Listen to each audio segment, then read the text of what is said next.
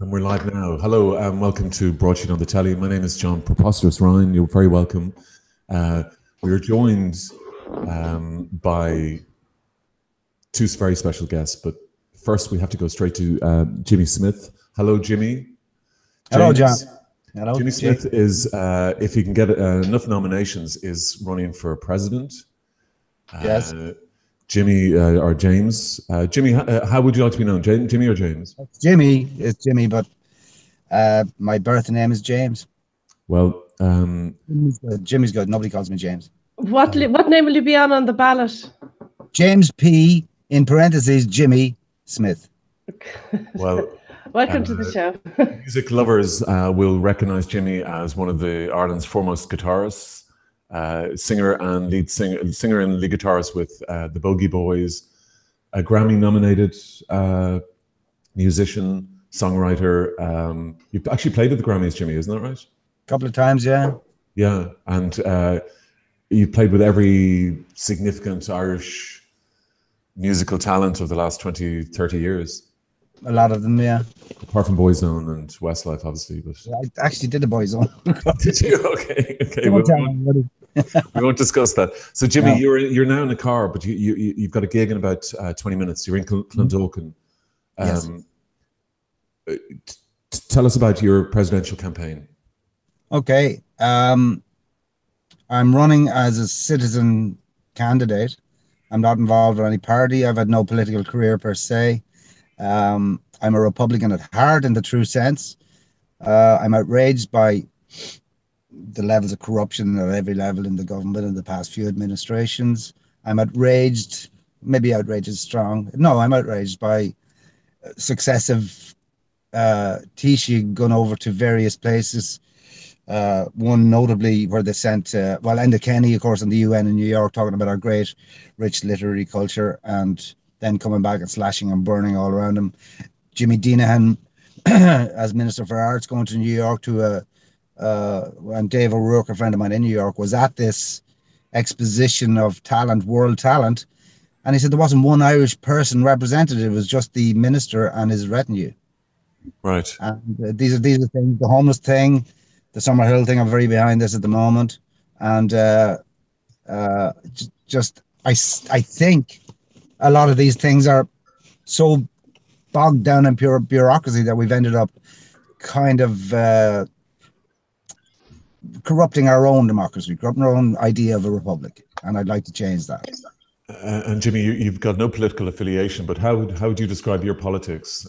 How would you describe where you come from? That's interesting. I'm a recovering leftist, if that is a thing. I can't follow any one particular narrative. I was a member of Sinn Féin for a little while, just a paid-up member, because they were the only alternative party after the Labour Party imploded and after the Greens imploded also. I think all the political discussions I've been having with my friends and colleagues, they're all waiting for some magical unicorn party to arrive. Yeah. And that's not going to happen. So I owned up to my Republican in the truest sense and joined Sinn Féin, but I'm no longer a paid-up member.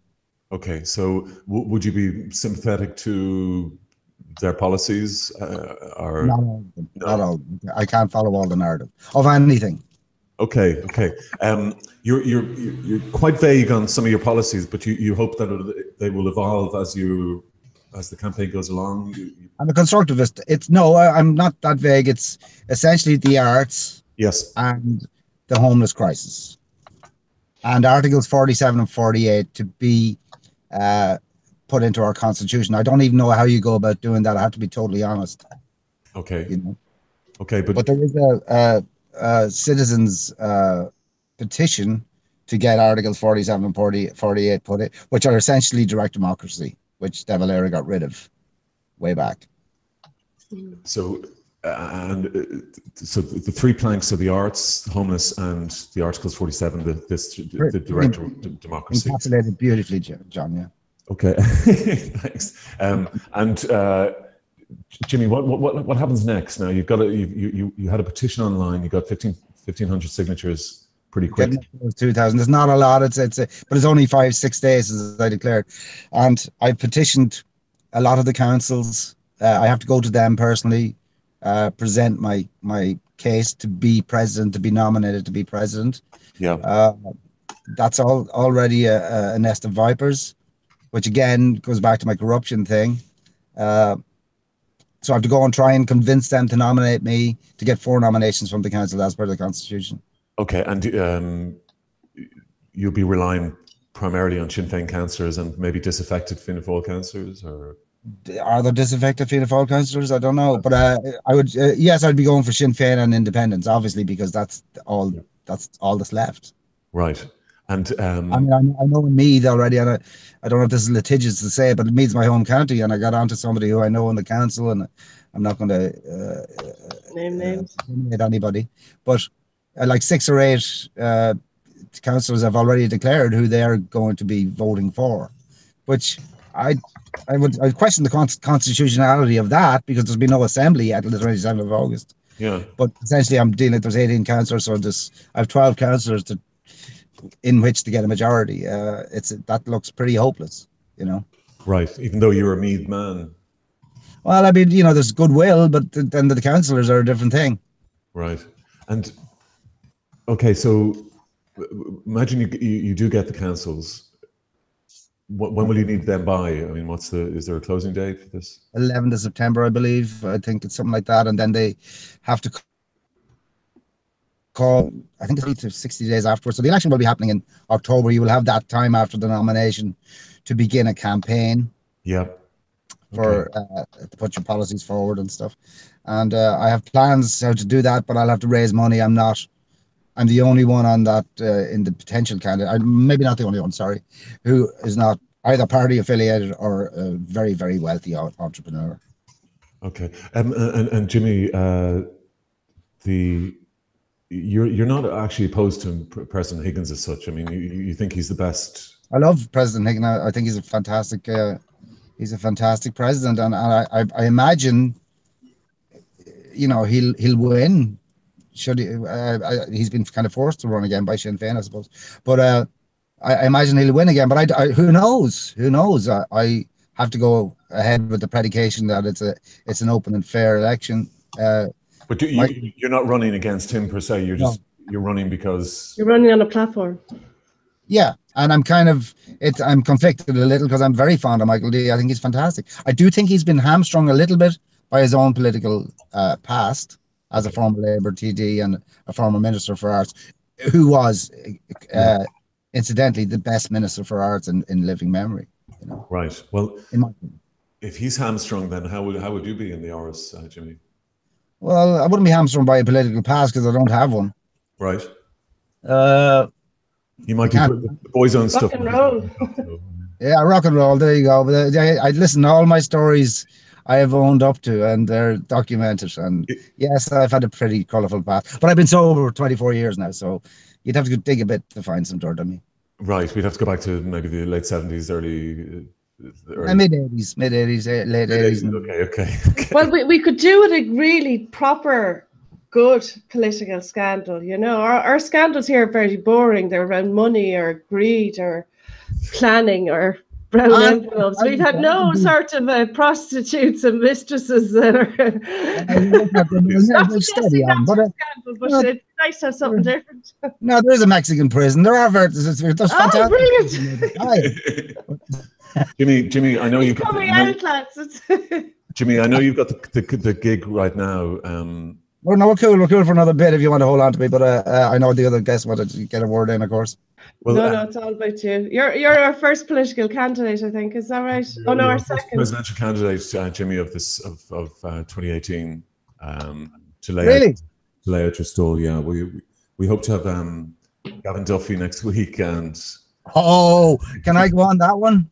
Yeah, please do. Is he a neighbour of yours up there in Meath, Jimmy?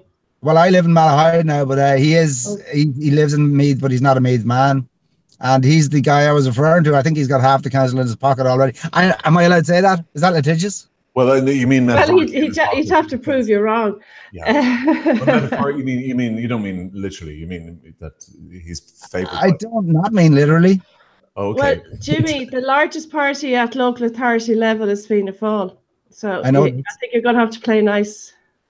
I'm going to play as nice as I can, and I'm going to be, you know, I understand the real politic of a rock and roll guitar player, which I'm not just anymore, but a musician. I also got a PGD. I'm an academic. I was lecturing for 7 years, and Yes. I'll be going as that as well. So obviously people will pick out in the times when I was hanging out with Joe Strummer and getting arrested in London. But I mean, it's not. You have my vote. Oh, drinking with Rock the Bon. Oris. I Rock drank the with Bon Oris. Scott. Rock I the drank with Oris. Bon Scott on the night he died. How's that one? You what? Oh, listen. I was You have drinking to with Bon talk Scott on the night he died. Wow. My In God. the, 'Cause he in the died in his museum in car. Camden. Hmm? He died in his car in London, didn't He he? did, yeah. But prior to that, we were in the music machine in Camden Down. Me and Mick Jones and Donald Eagle from the Bogey Boys and Pete Briquette, I think. And we saw Bon Scott drinking at the bar, and we went up and chatted to him, and we're hanging with him for about 3 hours. And then he died about 6 hours later. God almighty, Jimmy, that's incredible. That's your manifesto there. Yeah, it's a good story, but I don't think it'll sell with county councillors who couldn't give a shit who Bon Scott was. Be very surprised. You'll be very surprised. Jimmy, what's your signature? What's your campaign theme song? Don't have one yet. Rock the Oris. Rock What? the Oris. Rock the Oris. Hey, that's not bad. Joe Strummer, of course. I could tie all that in. Maybe, yeah, What? we could play around with some of the words, some of the lyrics, and get that going. That wouldn't be a bad idea at all. Yeah, That would not be a bad idea. I do could have do an idea. backing singing. I'm a great singer, Jimmy. I'm always singing on the show. Well, I'll tell you what you can do. And what my plan is, if I get nominated, in the unlikely event I get nominated, and I have very little money for a campaign, I'm going to raise money from friends.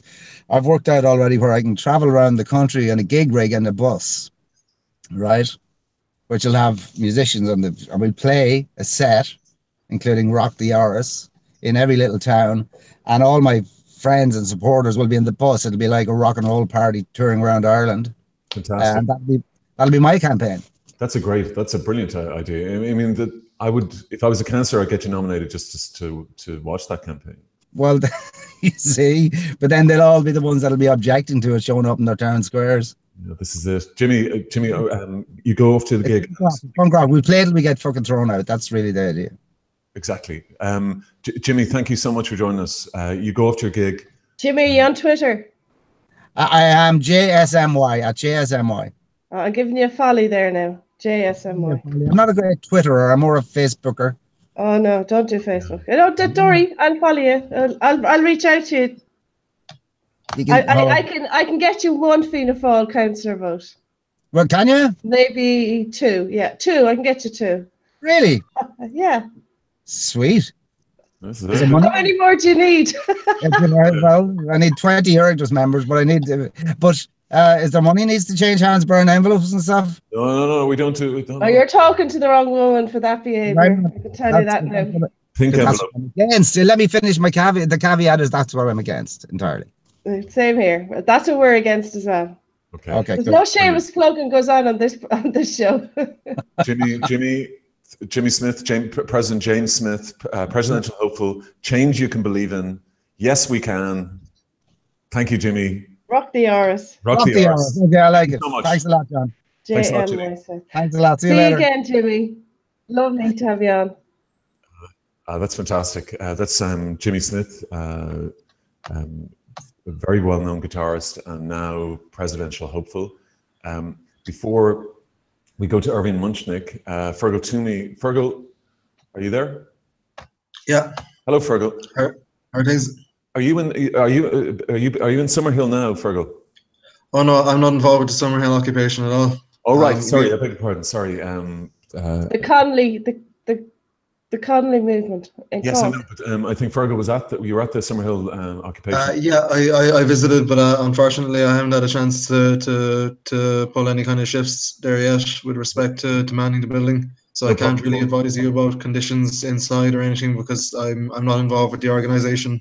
Oh yeah, no problem at all, Fergal. And great to see you. We'll come back to you in a second. Irving Munchnick. Hello, Irving. Hi, John. Good afternoon in America, and good evening here. Sorry to keep you waiting, Irving. I wanted to talk to you, or we wanted to sort of do a follow up on Mr. George Gibney, and Irving is a sports. Would you say a sports investigative journalist? That's what I say at cocktail parties in 5 words or less. With an illustrious career, an incredible career in America, in terms of American football, swimming, and particularly head injuries in sport.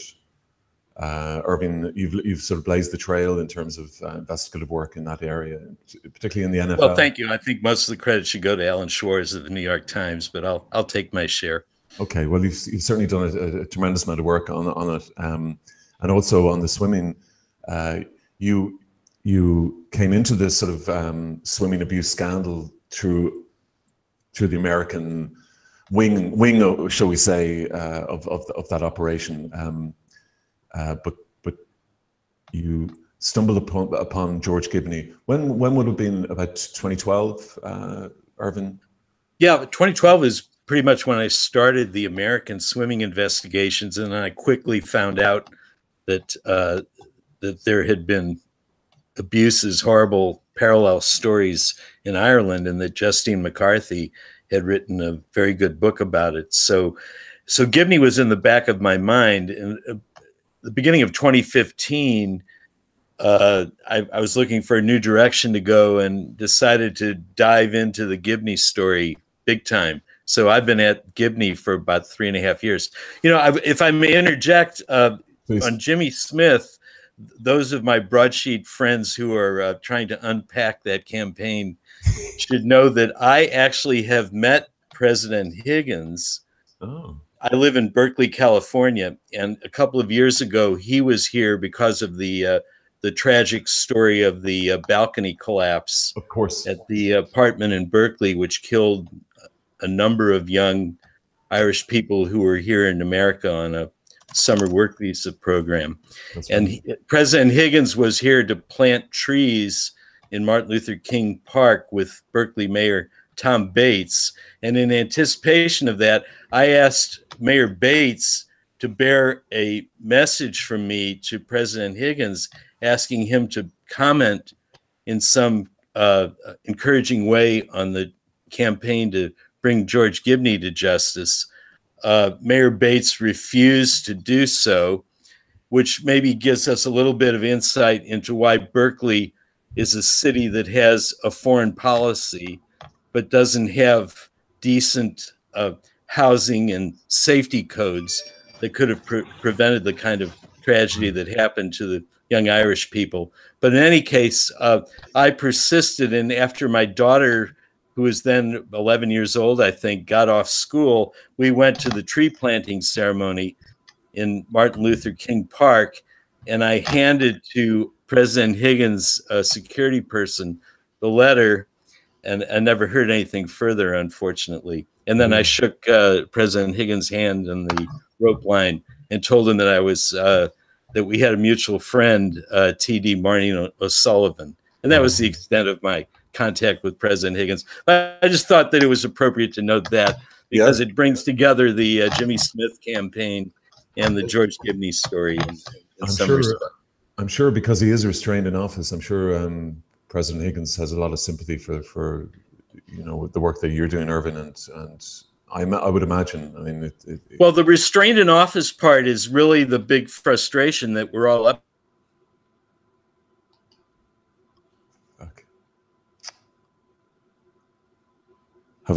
Everyone to know that contrary to what was said in an Irish Times article a few months ago, I have not exhausted my efforts to help bring George Gibney to justice. I feel that the Freedom of Information Act case that ended near the end of 2017, without the smoking gun document of who recommended George Gibney for a green card, it doesn't mean that I've exhausted it. We've come up with a lot of important new information, and the people in America who have the ability to get our government talking to the Irish Garda to get information transmitted on Gibney's crime on American soil in 1991, which was his rape and impregnation of a teenage swimmer he was supervising on a training trip. We can get to the next step of this, but the restrained by their position in office part is the toughest part for journalists like me and activists who are trying to persuade these politicians that there are more things that can be done, and we don't just need to wait on procedure right now. No, and you mentioned Maureen O'Sullivan there. Maureen has made or rather, is it the Safe Sports Institute? Is that it? Yes, Maureen has asked this new agency in America, the U.S. Center for Safe Sport, to investigate Gibney, even though he was the things that happened in Ireland were not in American jurisdiction. There are some things that he did after he emigrated to the U.S. in the mid-90s that would be under the jurisdiction of the Safe Sport body. They agreed to do a preliminary investigation. The most important thing that they could do would be to liberate this secret 1995 police report from the Denver, Colorado suburb of Arvada, Colorado, which the police refused to release on, I think, totally specious grounds. It's ancient history. What do you think? It didn't involve a specific allegation of a sex crime. There's no person whose confidentiality would be compromised or that couldn't be redacted, but I can't get them to release it. Maybe the Safe Sports Center can. So that's what Ms. O'Sullivan is doing right now, in addition to talking to Congresswoman Jackie Spear of California, who is one of the leading lights of the Me Too movement and is the unofficial watchdog for the Democrats in the United States Congress on youth sports abuse issues. We're trying to get her to prevail upon the administration, the executive part of government, to take a new look at their decision not to give George Gibney citizenship in 2010, which was the correct decision, but was attached to that were no consequences. He was rejected for citizenship for lying on his application about his past criminal indictment in Ireland. And once they learned that, they rejected his citizenship, but they didn't have any other consequences for his green card or his permanent residency, most recently in Florida. And that we think that's messed up. So we'd like Congresswoman Spear to help on that count. We would also like Congresswoman Spear to help get the Garda in Ireland talking to the prosecutors in Florida who need more information. They say it's not barred by the statute of limitations. They could, in principle, prosecute Gibney for what happened in 1991, but they need more of a who, what, where, when, how, and a timeline in order to do that. And we know that the Garda has an affidavit from the victim. And so it's a matter of getting these two jurisdictions across different countries to have a conversation and to do something in the name of global justice. George Gibney is, I call him, I believe accurately, the #1 at-large sex criminal in all of global sports. And how he is living in his senescence in suburban Florida like some retired Nazi prison gate guard is outrageous. Outrageous. And something that should stir the conscience of Americans who've never even heard of this guy, even as he's front page news in Ireland. And Irving, Do you know exactly where he is now? I mean, would you know? Well, we believe he's in the last sighting was Altamonte Springs, Florida, which is just outside Orlando. I don't have any reason to think that he's moved since then, although he may have. But if he's here and he's on the grid, he is findable and prosecutable and deportable. Just a small bit of background. I know we've gone through this before, but George Gibney was a very well-known swim coach here, and he was head coach at Trojans, which is at New Park School, which was a very, very very successful club. But it was also, prominent. The children of prominent people in Irish society, and to an extent, it looks like he was protected, as opposed to he was the one that got away. There was like 4 senior coaches involved in pedophilia and sex abuse through the 90s and into the noughties. But he's the one who got away. What's your theory on that, Irving? Why he got away? Well, it seems to be a case. I mean, we can't pin down all the details, but we know that Ireland, unfortunately, like a lot of places, is beset by cronyism in high places, and somehow, in the just prior to his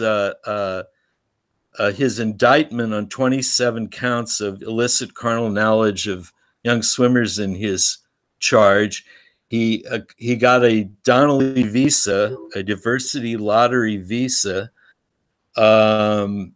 Somehow his indictment was quashed, and I have to give Broadsheet the most credit for pointing out that his attorney was the brother of a Supreme Court justice who sat on that decision, Susan Denham, later the Chief Justice. I do believe that mainstream outlets have reported that out of the side of their mouths, but not emphatically and redundantly and repeatedly like it needs to be said. And so somehow he got out from under that indictment. He then fled to America in the mid-90s with this golden lottery ticket visa that he had in his pocket. Well, you say fled. I mean, you say fled. He was perfectly entitled to, He certainly did. He was then and is today, more than 20 years later, hiding in plain sight, because everybody in Ireland knows what he did. We could say only what he's accused of doing, except that several years after he moved to America in 1998, the Murphy inquiry said that Gibney's accusers, quote, were vindicated by the accumulated evidence of Gardaí. So I'm not worried about the defamatory implications of calling him not an accused rapist, but a rapist. Yeah, and I feel, I mean, something is coming to a head on this, Irving, I think, with through Maureen O'Sullivan, through your own work, through obviously Justine. I feel that there's something coming down the road, and also with the church scandals in America, the Catholic church scandals in America breaking, there's something. It's reaching a tipping point. Do you think, Irving? Well, I hope so. Our problem right now, or one of them, is that the U.S. Center for Safe Sport, which I very reluctantly decided to give the benefit of the doubt as they started, because it deserves its chance, is not independent of the U.S. Olympic Committee. It's not doing a good job so far. In some cases that I've been monitoring, I'm championing the case of an American swimmer named Sarah E. Kircher, who did not get a fair shake from USA Swimming with her complaint in 2010, and isn't faring any better right now with the U.S. Center for Safe Sport. So I hope that they rise to the occasion and do a better job, and with respect to Gibney, help Maureen O'Sullivan get these records from Colorado in the mid-90s, which can help the process of getting the American government to do the right thing and working with the Irish government to get him extradited and tried. Unfortunately, of course, as you know, we now have the disastrous Trump administration in America. And I find it very ironic that Immigration and Customs Enforcement right now is setting up a new office to investigate people who lied on their citizenship application and get them deported. But again, unfortunately, that's only citizens who successfully lied on their citizenship application, not George Gibney, who unsuccessfully lied about it and is remaining here on a green card. Makes no sense. It's a total catch-22. Irvin, very, very briefly, just before we go. Sorry, Vanessa, just 1 second. I just wanted to mention Bart Nolan. Justine McCarthy wrote about Bart died, I think last week, age 88. And Bart was an absolute tireless campaigner for exposing the swimming body in Ireland for its weaknesses in terms of protecting children. Yes, John, it's really entirely appropriate that I dedicate this interview to the memory of Bart Nolan, who many of my Irish readers have pointed out over the years did not get appropriate recognition at my site, concussioninc.net, for his efforts. It's kind of hard for me to know all the players in Ireland. Yeah. And, but as I've learned more about him, and I read the excellent column about his funeral in last Sunday's Sunday Times by Justine McCarthy, which they graciously granted me permission to reprint at my site, I learned of his, extraordinary work and his legacy in not only in the Gibney case, but in so many other areas. So we miss Bart Nolan, and let's get George Gibney and in Bart's memory. I think Bart is the only person actually. I think Bart has probably served more police time than George Gibney. Bart was arrested for canvassing outside or campaigning outside a swim meet in Galway. So he's still more time than Gibney. But I think Bart's legacy will be Gibney coming home to justice. I think I feel a sense and hope. Irvin, thank you so much for joining us. Thank you, John. Always good chatting with you. Have a good evening. Sorry, Vanessa wanted to have a question there. Sorry, Vanessa. Sorry, just a couple of things, or maybe three things. You're wondering about Mainstream. Doesn't really cover George Gibney that much. He actually worked for Mainstream here when he was a coach. He used to write for the newspapers, and he was always on RT. As a commentator when the Olympics were on or the World Championships were on. Like a commentator on special events. Yeah, he actually used his position as a commentator. He did. Gary O'Toole, who was blowing the whistle on Gibney, he used his platform in RT. Sorry, let's go. Yeah, that actually was with the release of some documents from the Freedom of Information Act case. I think Justine McCarthy was able to put together a little bit of a timeline of establishing that when Gary O'Toole was putting together the campaign of his victims, Gibney was using that moment, his platform on radio and television, to trash O'Toole's performance and stature as a swimmer. Incredible. Well, he was his coach for a long time. Correct. The other thing is the Donnelly visa. That was 87, 88, and those that won the lottery, they had to use they had to take it up straight away, or else they'd lose it. So I'm just wondering, was it from a different lottery? If you're saying it was the mid-90s that George. Well, that's a great question, Vanessa, and I use Donnelly loosely. There's actually a succession. There's the Morrison, there's the Donnelly. They go by various names. Mm-hmm. You probably have a better sense of the correct terms of art than I do. But it was, the government confirmed to me that it was a diversity lottery visa. He got it in 1992. He didn't use it until 1994. post his indictment. So I don't know how all that gets untangled. I also don't know, another one of the open mysteries is if he had this lottery visa golden ticket, as I call it, he didn't need to have this, I don't believe, needed to have a recommendation letter for his employment as a job offer for coaching in Colorado, which apparently was produced, but that's totally redacted in the files that I have. So the smoking gun document is who wrote this letter offering Gibney a job and who brokered it.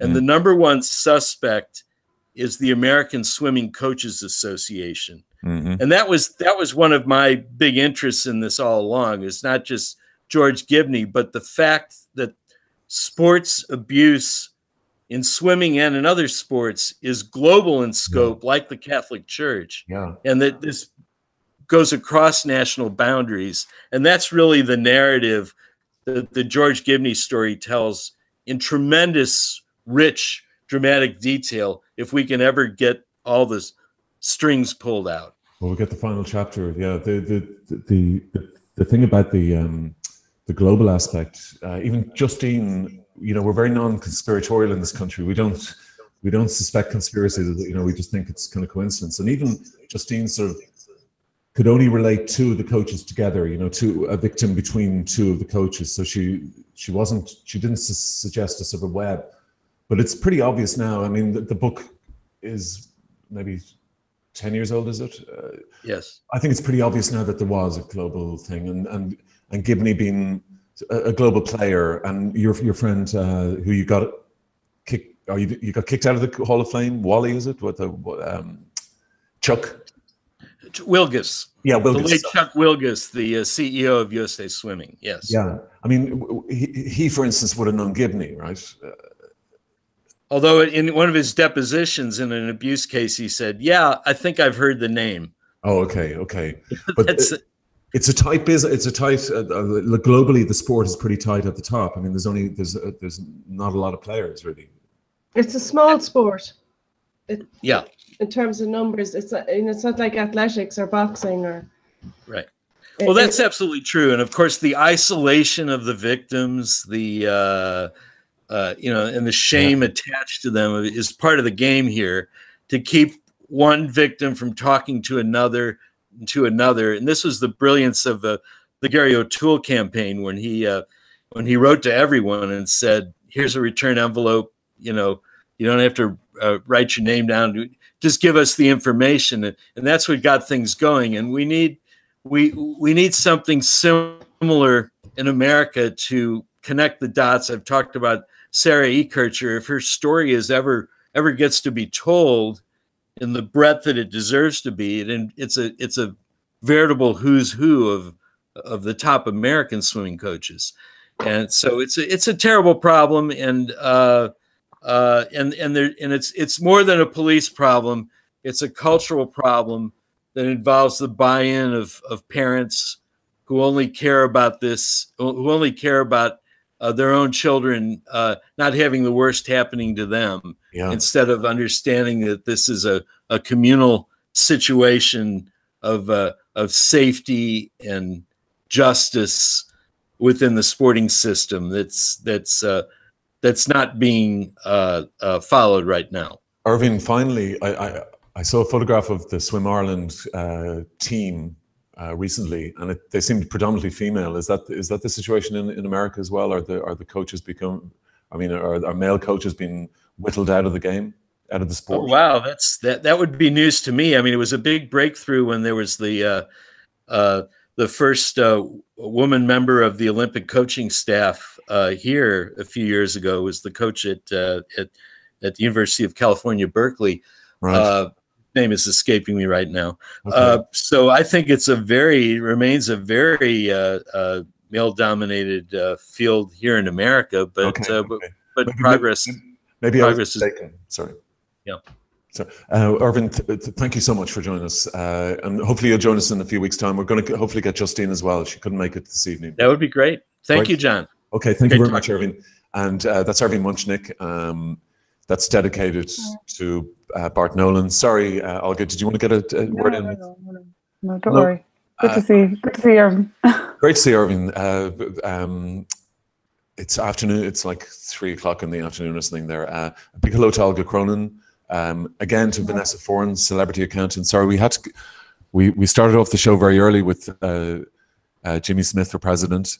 Brilliant. So it was a very good segment, actually. It hit the ground running. Yeah, he was in his car. A very best sound we probably had on the show. Any guess?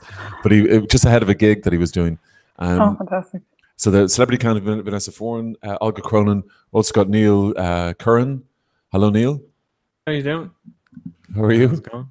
Neil Curran, right. our producer, and in Cork, Fergal Toomey. Hello, Fergal.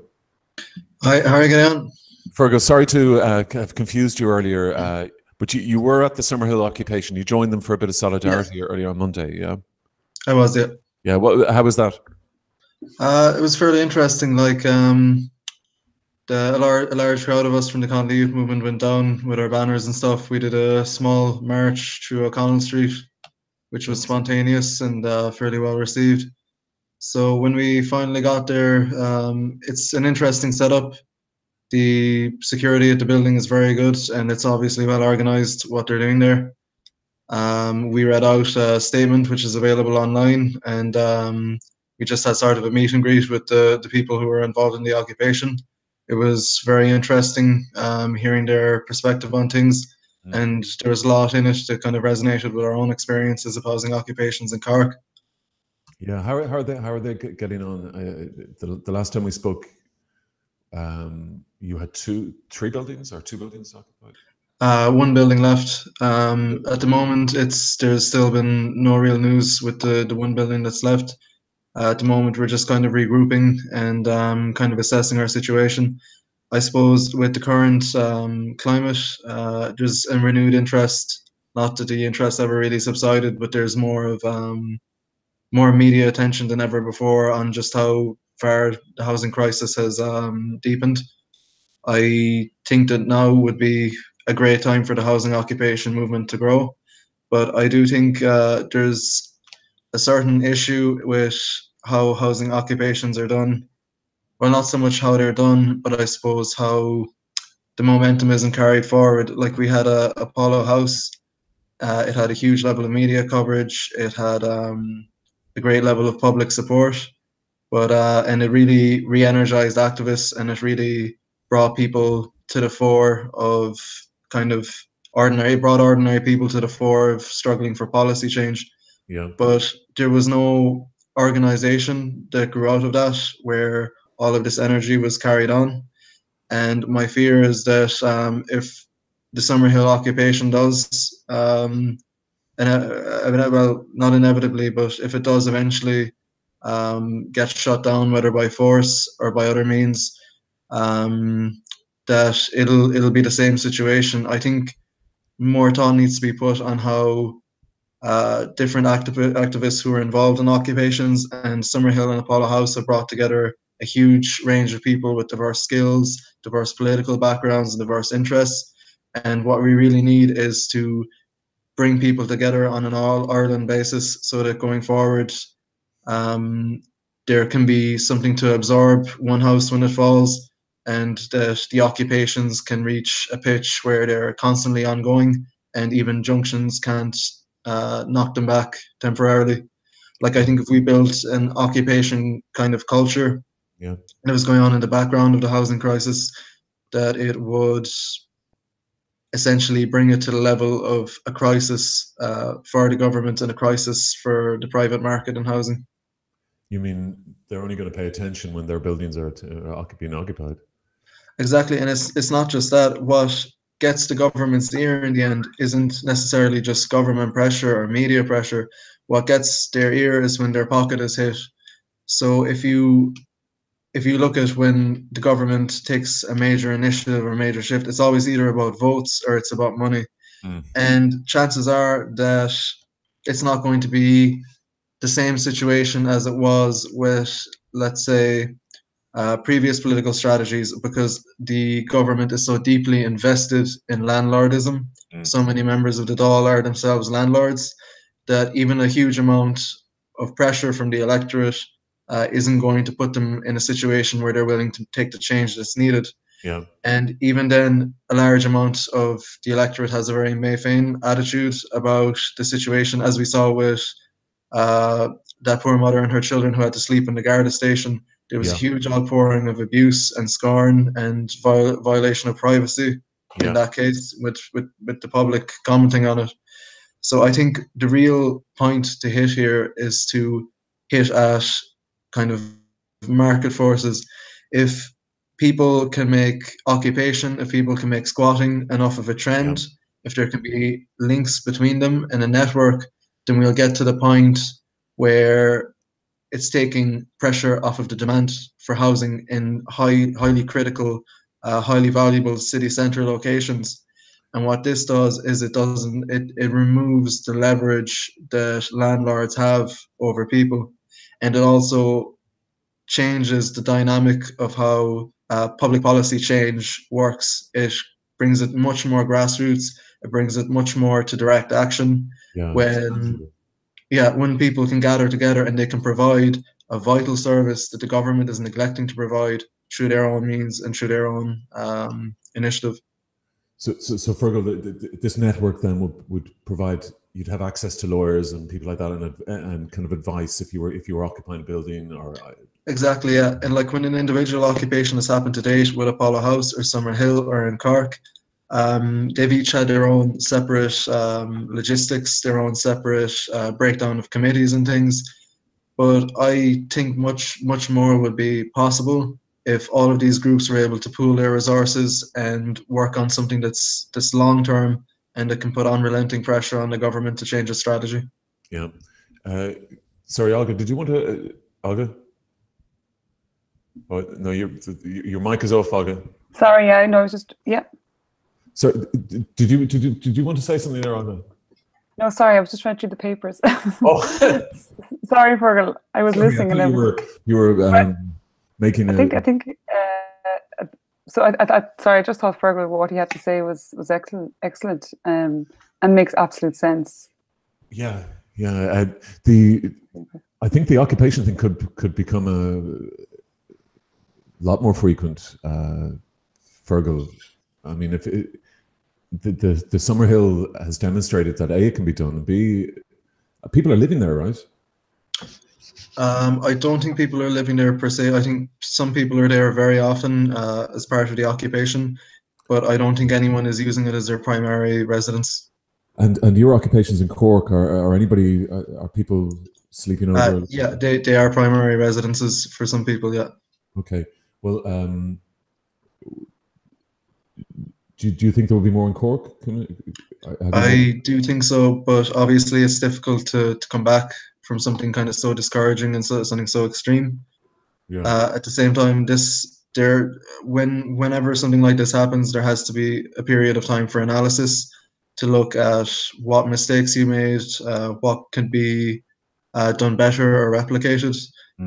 For example, in how we dealt with the Gardaí and a number of other things. But something from Summerhill that I find very discouraging is the extremely short length of time with which they were able to receive an injunction. And I think it is different, though, in general with the Summerhill case. Like the last time I was on here, one of the points that was brought up was that Apollo House had a certain kind of shield of celebrity status people who were involved that prevented anything very vicious from happening straight away there. Summerhill doesn't have that celebrity status, but it actually has something much better, and that's community support. It's held open days, walk-in days. It's gone knocking on doors and talking to the neighbours, and through doing this, it's not only it's not just an electoral politics canvassing type thing, but it's actually getting the community genuinely involved and genuinely treating them like a stakeholder in what's going on. And actually, that's key to longevity in these kind of occupations, I think.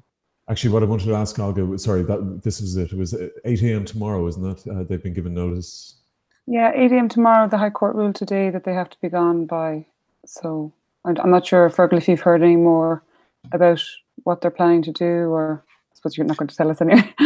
But I've heard the same thing. I'm not in contact with anyone who's actually at the house at the moment. Yeah, but Johnny Keenan was with the Summerhill people today, and he did a end corruption now protest at RTE. So hopefully Johnny will join us. I sent him the link anyway. He'll join us. Sorry, Olga, you want to say? Yeah, no. Vanessa, Vanessa, I beg your pardon. Just you remarked about how quick they got an injunction in Dublin. I can tell you the courts in Dublin treat Dublin properties very different than they'll treat properties outside of Dublin. Oh, nice. They have a very different approach, very different treatment. Yeah. So that may have something to do with it. Yeah, well, absolutely. Yeah. Also, the landlords seem to be kind of celebrities themselves, don't they? They sponsor the Clare GA team. It's their pension fund, isn't it? The Pat O'Donnell pension fund. Well, it's the O'Donnell brothers, isn't it? And they were accused of overcrowding their properties and not being the best landlords, I guess. I find it very interesting, though, that the landlord has essentially been running a slum-type operation in these buildings. I think the conditions there are absolutely ridiculous for the bedroom, and situations like that is what I think I read. And if we're at kind of a crossroads in this country where someone who's overseeing those kind of conditions in their property can get such immediate and abnormal, or I guess unusual backing from the state compared to other people, that's a sign of something very fundamentally wrong and very fundamentally crooked about how the property situation is dealt with. But Fergal, I think the pushback against you guys in Cork and the speed in this case shows the level perhaps of panic that they feel that this tactic is very, very effective. Mm-hmm. It seems to be very effective, and it seems to have they react in a very visceral manner. And you have to remember also that Fine Gael, as it stands right now, is looking for any excuse to hold an election because their poll ratings are at a strong high above Fianna Fáil.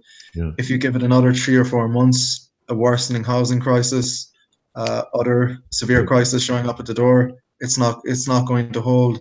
So I think they're very scared of losing their current poll rating, and I think that's probably some part of the rationale behind Owen Murphy agreeing to meet with the protesters. Okay, Fergal, thanks a lot for that. Vanessa, just to move on a little bit, behind you is Aretha Franklin. Yeah. And you say a little prayer tonight because I know, and I was pushing her up anyway before she died because I knew I think she went into hospice care last week. So I had the photograph already, and then I saw Neil was tweeting, and then somebody else emailed me a photograph of her, knowing that I was going to, prompting for it to be on the backdrop. But yeah, she died today, and it's interesting that she'll have the same anniversary as Elvis, so the King and Queen will have the same anniversary. Right. Elvis, is it today's the anniversary of Elvis's death? Is it? Yeah, I saw somewhere it was like it's 41 years he's dead today. Oh my God, I know. Live. Shouldn't be laughing, but so yeah, she was. Aretha Franklin, any particular songs you'd suggest people listen to if they want to be introduced to? I actually like the one she did with George Michael. Oh, okay.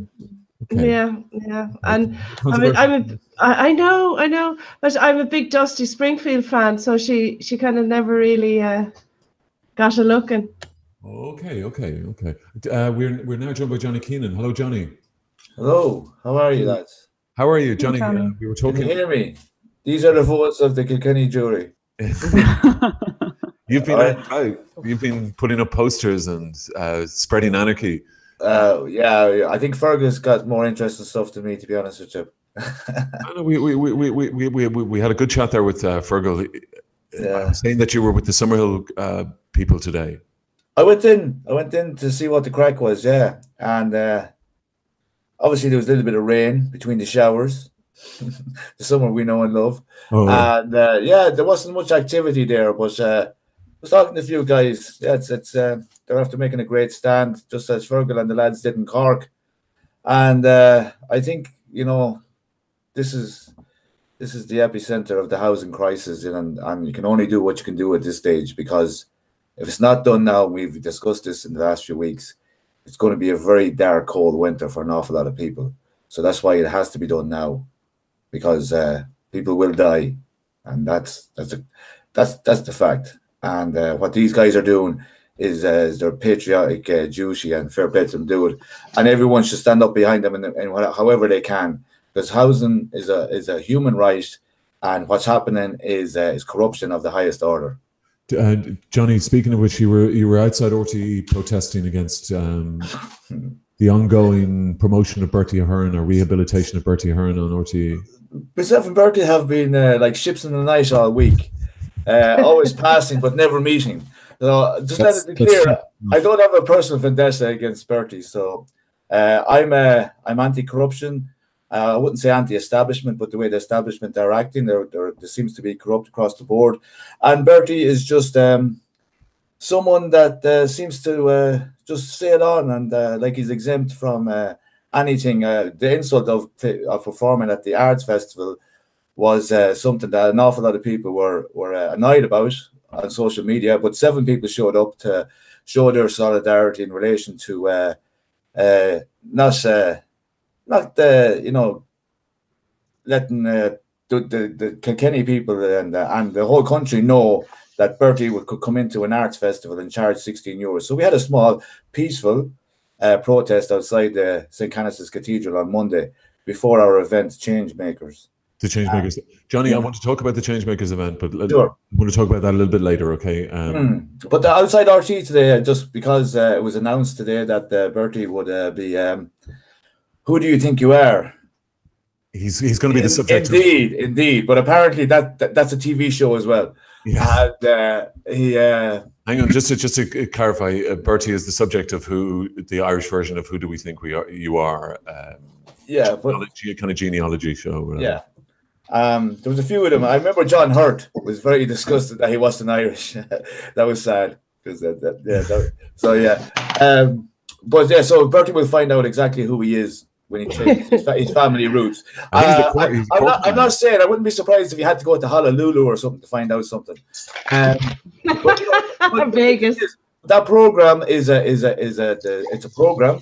So it's a series, and I don't know if it's an original series of RT, so maybe they have to buy in the franchise or something. Yeah, it's like a franchise. Okay.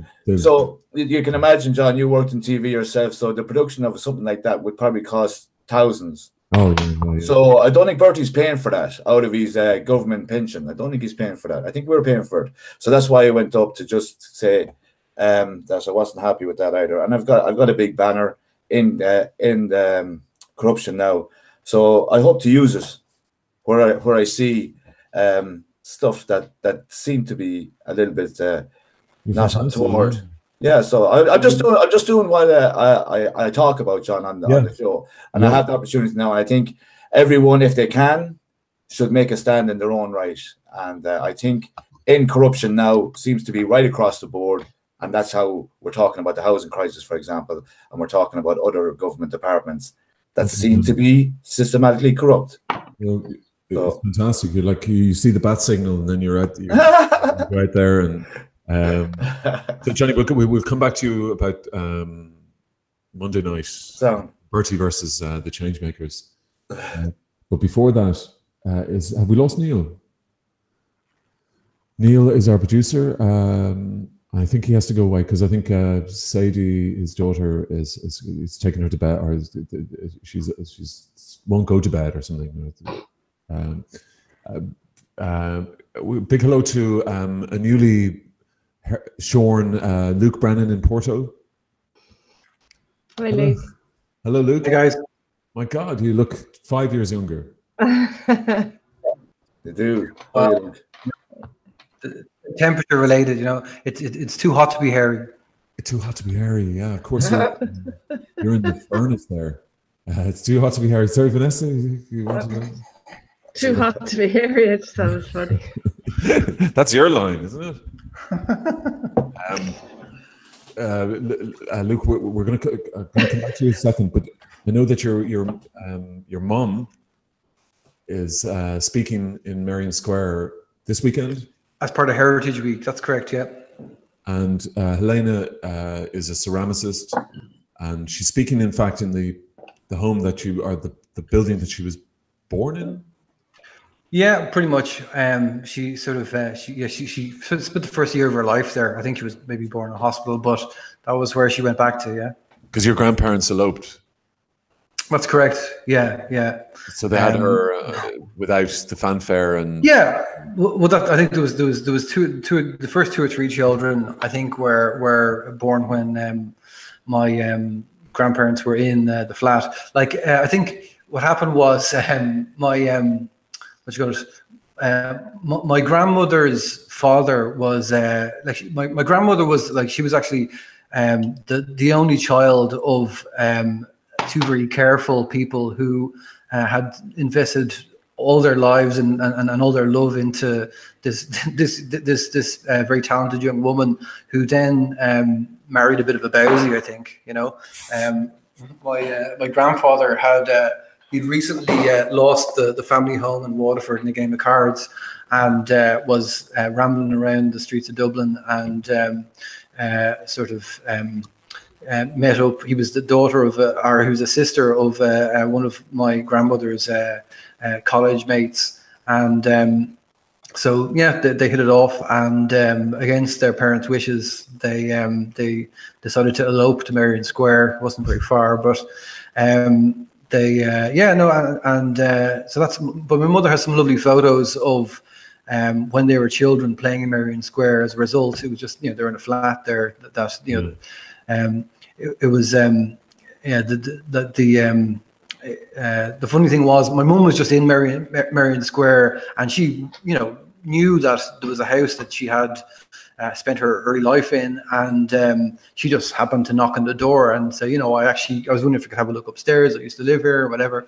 And they were very interested in her story, and she was saying that she became a potter and she was still working, and they said, well, would you be interested in coming back during Heritage Week and giving a talk about your life and the connections and how it happened that you were living here? And so that's happening on Saturday. That's 3 great. o'clock. 3 o'clock on Saturday. And what number of Merrion Square? I'd have to check. You could, if you want to. I sent you on the information. If you want, you can pick it up. We were going to post it up on the site. Yeah, we're going to put a post up in the morning, but I'll find out what number now. I'll go. Sorry, very briefly. Thanks, Luke. I'll go.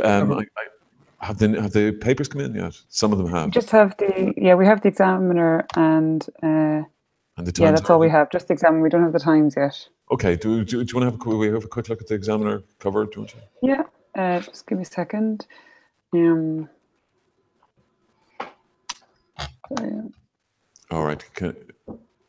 It always takes some time with this computer. Awkward. Severely awkward. Awkward. Very, very awkward. Sorry. Okay.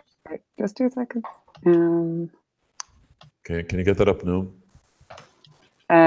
Okay. Not to worry. Okay. Johnny. Yep. While we're just waiting for the papers, what was the story at RTE today then? John, can I just I asked Fergal to come on this evening, and in relation to talking about the housing. So, and I know he has to get off early, so maybe if you just kind of talk about that, and I'm sorry to be directing you as you're the director. No, but I know he has to leave early, but I know. But before you arrived, we had a good old chat with Fergal. I'm not sure. Okay, cool. Sorry, yeah, grand. Just on housing there. I know I've said it anyway that the next general election will be fought on housing. I actually don't think it's as big an issue for Fine Gael as it is for all the other parties on the doorstep. It's definitely not an issue for Fine Gael anyway. I think it'll be a bigger issue to deal with for the other parties and the independents. I don't think Fine Gael are going to make it an election issue for them. But it is an election issue. That's the thing. So they can make it whatever they like. Yeah. But they're still rocking up the polls, Johnny. So no, I don't believe that. I don't believe that. Vanessa, if you were to actually just, you know better than me. You're around the places, so you're talking an awful lot worse off people than me. But I feel there's a serious disconnection between Fine Gael and the people. Yes, but you see, massive. There's a disconnect between Fine Gael and the homeless crisis. There's no one arguing that with you, Johnny. Yeah. I'm telling you, Fine Gael are not going to make it an election issue for them. It's not up to them. The housing issue, the accommodation shortage, and the housing crisis, and the rental crisis, the homeless crisis. They are all going to be matters for everyone else that's not Fine Gael in the next general election. Right. That I can promise you that. Now, yeah. Fergal, you said about Owen taking the meeting because you think, you suggested it was because he's Fine Gael and Fine Gael will see this as a matter of concern for them, the general election. Like I said, I don't think it's a matter Fine Gael are going to bother, aren't even going to turn, they'll avoid it completely in the next general. The Owen is playing a bit of politics because Owen is in trouble in his own party, in his own constituency. He's head to head with a very active, prominent, talented Fine Gael member, Kate McConnell, and they're falling apart in their own constituency. So and it's an urban constituency, Ranelagh area. So there could be another motive behind that meeting.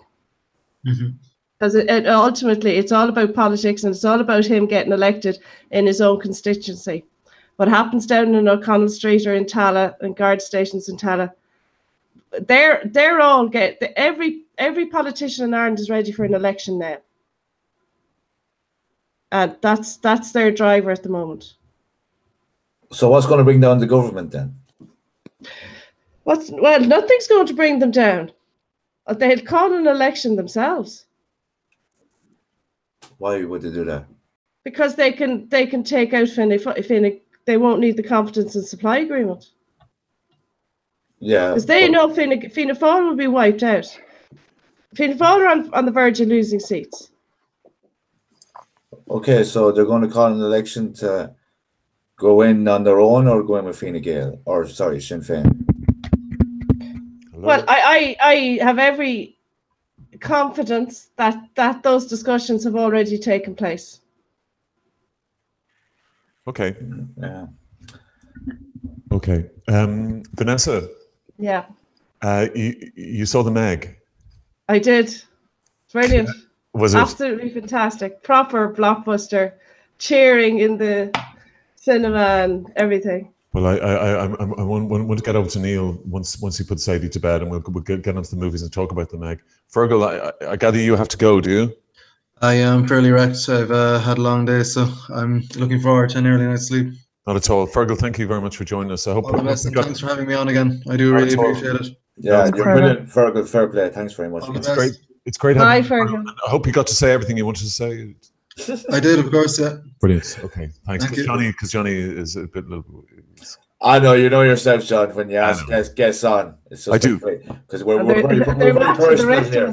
We're very personal here. We are. Once we invite people in, like, we have to look after. Thanks, Johnny. Fergal, thank you so much. All the best. Good luck.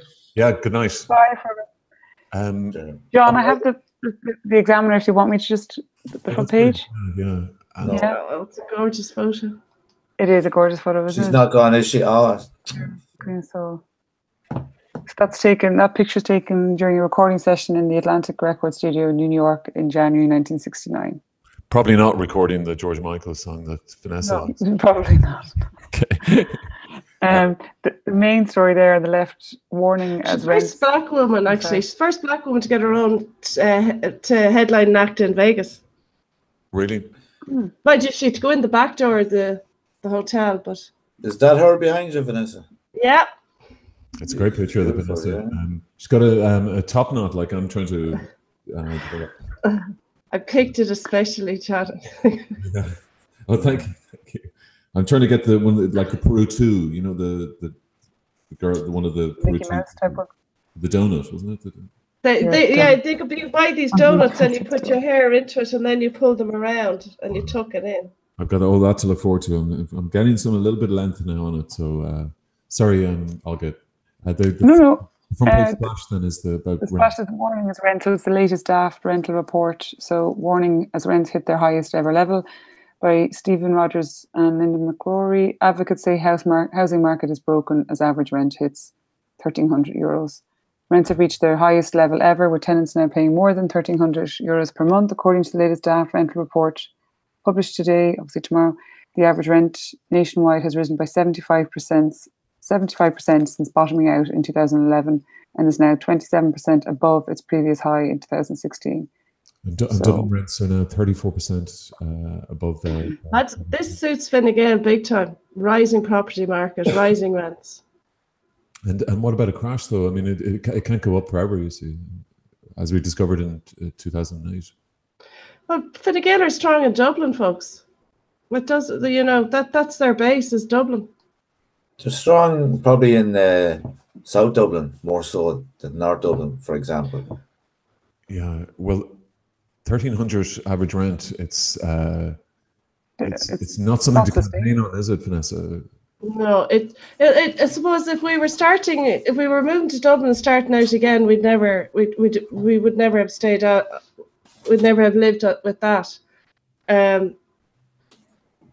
It is unsustainable, but it kind of keeps feeding back to my theory that we'll eventually end up like Tokyo, where most families will be outside Dublin, and the main earner in the family will be, or both parents will be working in Dublin Monday to Friday, and they'll retain the large family home outside of Dublin.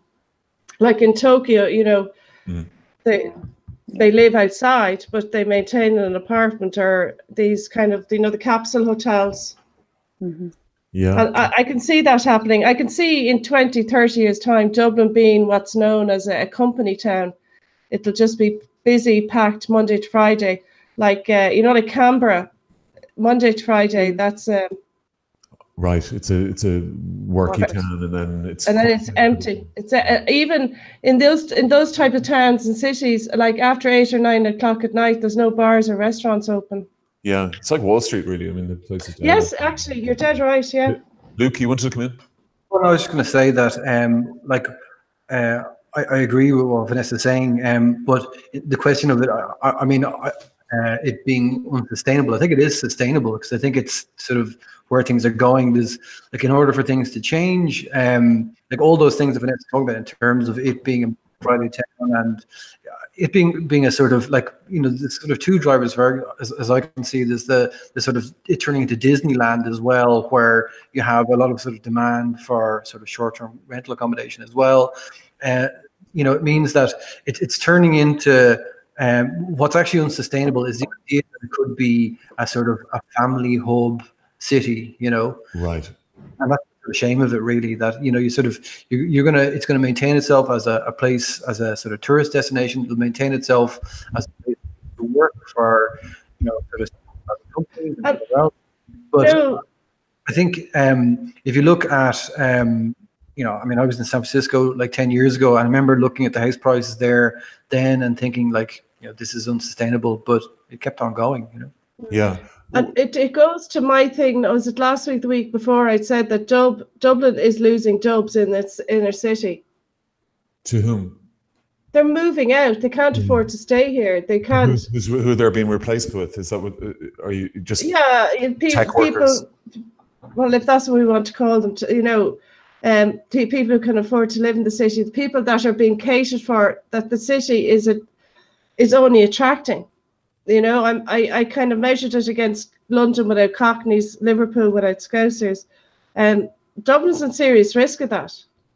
Well, yeah, it won't be cultures that coming up, Yeah, the there's a certain premium, isn't there, on sort of living in what is one of the significant cities in Europe now, and there's a value in that. And if that's sort of value to you if you have one of the sort of jobs that people are being attracted there for. But if that's not happening, or you're not sort of renting the house out for sort of tourists or whatever else, it's not sustainable as a family sort of place to live. To start out again, you couldn't do it. Luke, you couldn't live in the city. You cannot live within the M50. Luke, you're an entrepreneur and you've employees in Ireland. Yeah. Does this stuff concern you on that level, just attracting the right staff and keeping them? And well, I mean, I think most people that work with me are like giant children like myself and still in the rental market and aren't sort of jumping into the whole world of, we're sort of prolonging, we live like posh students, and that's sort of at 45 years of age, unfortunately, that's sort of my existence. But I don't know. I mean, I think I've only the 3 or 4 people work for me in Dublin, and all of them, they're in a reasonable situation. But at the same time, there are others who have moved away and sort of like someone who works for me down in Kerry, and sort of that's part of the situation. It's people can't get a reasonable house in a reasonable area that kids can go to school. What would you get, Luke? What would you get for 1,300 in Porto? Yeah, well, I mean, like you'd get like a nice central 1-bedroom flat, with a nice view of the city for sort of 400 or 500 euros a month. God. Yeah. The answer to this is actually in our hands, is to repopulate rural Ireland. Oh, well, Vanessa, I think we need infrastructure first. Yes, but I've been arguing that. I mean, I've been trying to bring up rural broadband for nearly a year. But Vanessa, a few years ago, we were infrastructure before rural broadband. Sorry, John. We were campaigning for rent freezes, and we had a lot of financial experts coming on and saying that rent controls just don't work. They wouldn't work in Dublin. Well, I think the tax, the way tax is structured, I think that needs to change myself. If a residential dwelling is for sale, there's 2 types of buyer. There's the owner-occupier buyer, and there is the investor buyer. The tax structure for both those purchases has to be different. At the moment, they're both the same. Okay, but just on the rents thing, Vanessa. Can I say on that point on the rents issue that I think it is a solvable problem, but I'm not sure people are willing to sort of make the sort of decisions necessary to I mean, basically supply has to be increased dramatically, and that sort of stands on the toes of a lot of people who. But look, what about the more okay, supply is we're talking years ahead. But a rent freeze is a rent freeze. But why would you be against it, Vanessa? Well, I think the issue is supply. What did you say, John? I said 1,300 is now the average. How high can it go? Look, I'm sorry. I'm not saying that's right. I'm not saying that's fair. What's the problem about imposing the rent freeze or rent control? What is that? I think supply is the big issue. Okay, but the more. But Vanessa, supply is a long term. I'm talking about a short term. Stop the rents going up. Freeze it. I think rent costs. The costs of maintaining it are too high. Costs between the tax and the regulation and the insurance is too high. What's too high though? Maintaining a rental property. So you're saying that so you're saying that a rent freeze is not practical then because of that? Well, it would be my experience. Okay. Well, I think there's all sorts of issues to do with rent freezes. I mean, you're actually generating all sorts of issues about sort of like the value still remains because people still want to live there. So you get all sorts of backhand deals and people holding on to things and people getting preferential treatment, and like you solve some of the problems, but you don't actually solve the core problem that there is more demand than supply, and the only way you do that is you create more supply. And you know, I mean, yeah, I know, but I think there's two separate things. Yeah, kind of two separate things, and one can be done tomorrow, and obviously supply is going to take longer than a day to build a house. Supply relies on attracting landlords into the market. Yeah, but there's also to make it an attractive business. But there are already an attractive investment. At the moment, it is only attractive to the big monster charitable trust / vulture enabled rates. Yes, but whereas to encourage a thriving competitive rental market and to make rental a long-term reliable option. Isn't this a national emergency, Vanessa? I mean, you're talking about 1,300, then nobody has 13. Like everybody's like a wage packet away from just demise anyway. Yeah. Most of these people. Sorry, Luke. Yeah, I think that's an exaggeration. You know, I think particularly if you look, you know, like when you talk about the tech workers, you know, the sort of the average wage, I mean, the average industrial wage, you know, is what, 30 grand, you know, 35 grand, you know.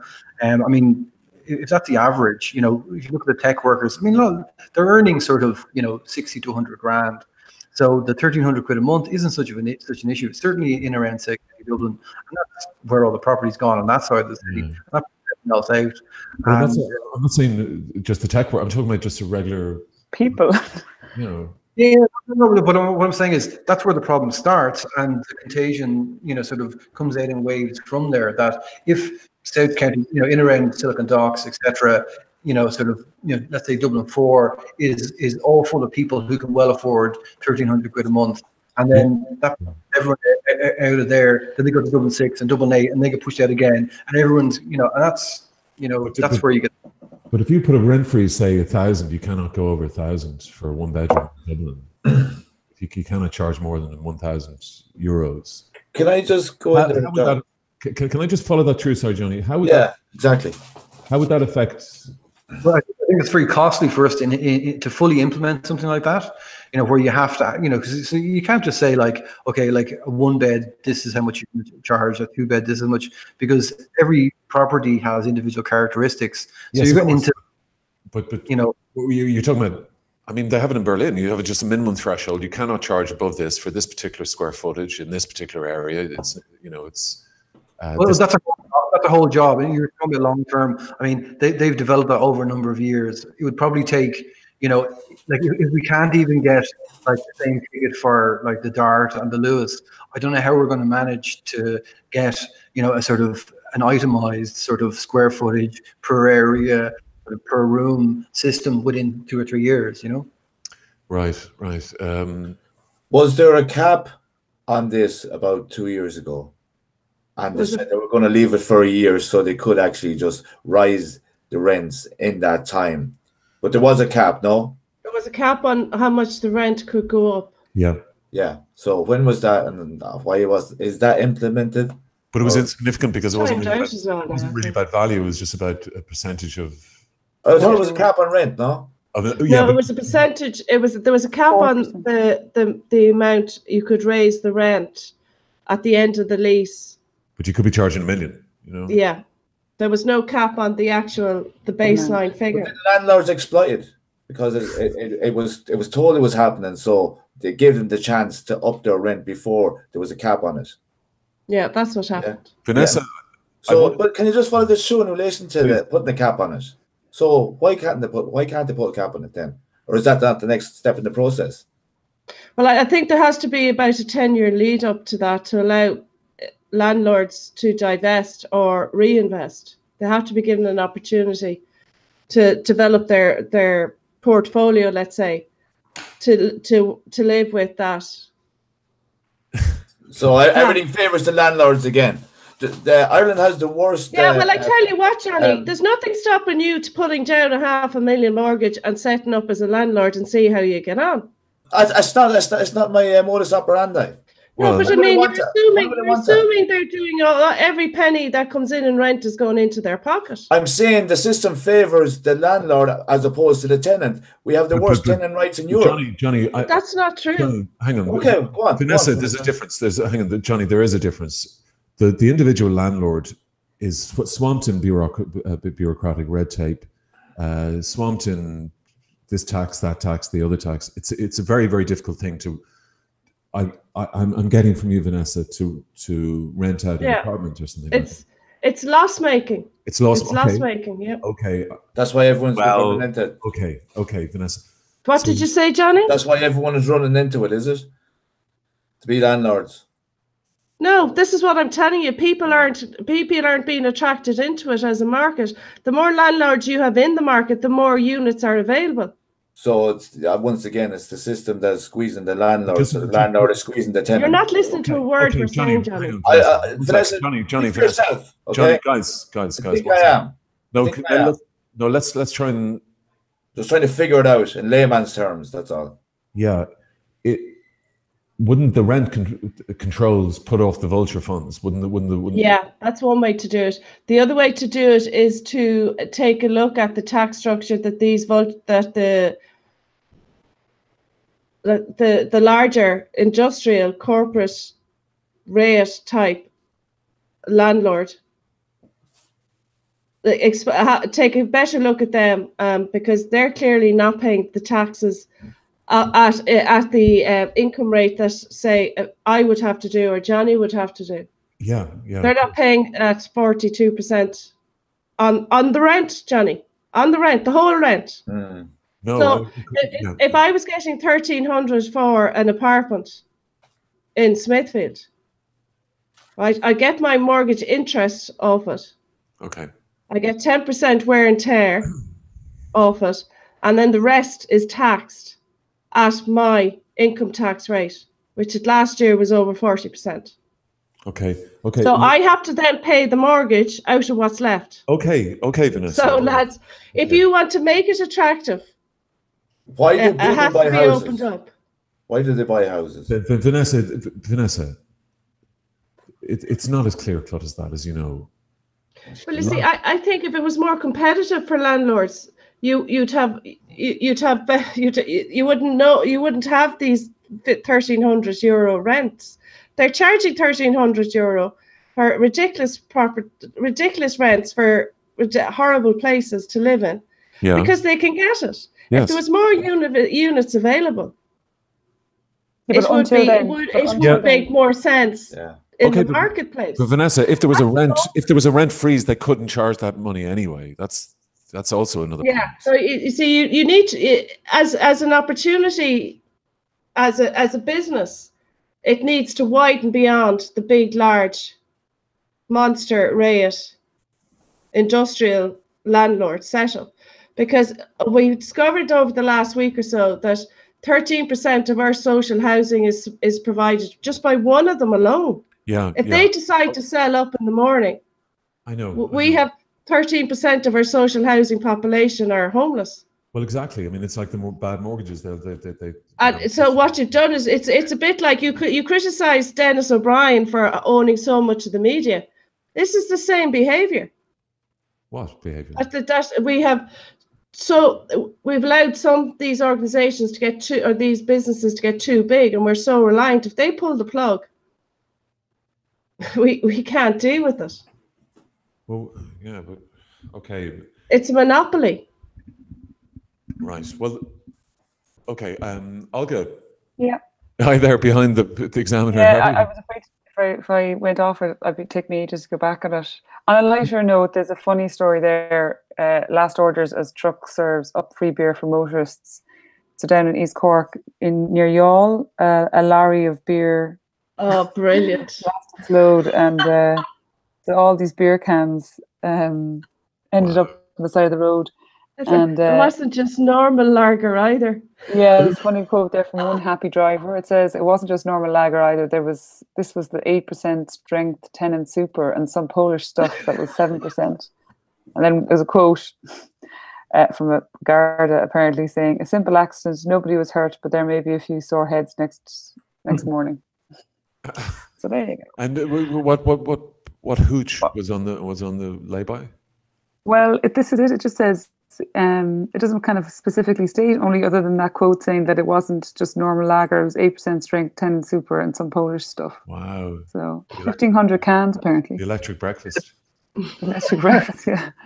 So, wasn't there a story on Broadsheet a short while ago about, was it back in the 19th century or something? There was a big whiskey vat exploded somewhere, and there was literally a river of whiskey running through Dublin, and basically the town almost closed down because people were going out and ladling whiskey into their pub.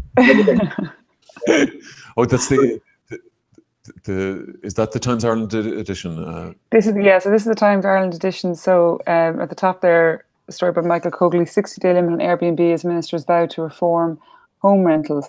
Cabinet will consider next month a new licensing system for homeowners using websites such as Airbnb. Department of Housing has told county councils that apartments would require planning permission to be used as short-term lets for up to 60 nights a year. So obviously anyone who wants to use Airbnb will have to get planning permission if they go over 60 nights a year. That's a good positive. Hang on, but Vanessa, isn't that just taking the little guy? Well, you see, the thing probably here is to regionalize certain locations. Say parts of Dublin should be capped. Do you know what I mean? If a property is a residential property and it's just been used for Airbnb, you think it's okay for to suggest you have planning permission before you have people over 60 nights a year? Well, you see, you're talking about releasing units to the rental sector. Yeah, but isn't the problem it's not these Airbnb guys, it's the REITs, it's the big... No, like the Airbnb, it's equivalent to something like 50 hotels full of people. Yeah, but look, this is a cultural change, a global cultural change that people aren't really aware of. They don't understand that this is actually something. It's a significant difference from the way we used to live. Mm-hmm. This is actually hotels and stuff like that, all that kind of baggage. Well, if your problem is €1,300 rent a month, this is part of the problem. But isn't that a rent freeze problem? Like it's. But what I'm saying is, and how do you legislate, Vanessa, for each of these Airbnb people? How do you check if their planning permission is over 60 days? It sounds like a recipe for.